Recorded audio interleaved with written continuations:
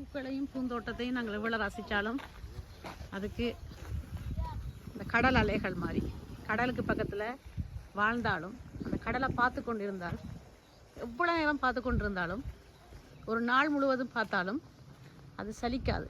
அந்த அலை சத்தம், அந்த அலை ஓசை, அந்த கடல் காற்று, அதே போல் இந்த பூக்கள் மரங்கள். இந்த பாருங்கள், அந்த புழு மாதிரி இருக்குது, புழு அல்லது அட்டை மாதிரி இருக்குது இந்த புழு. பூக்கள் மரங்கள் அதெல்லாம்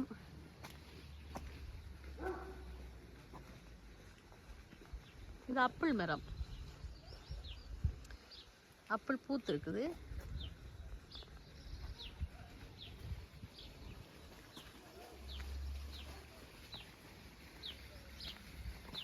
பறவைகளோட ஒளி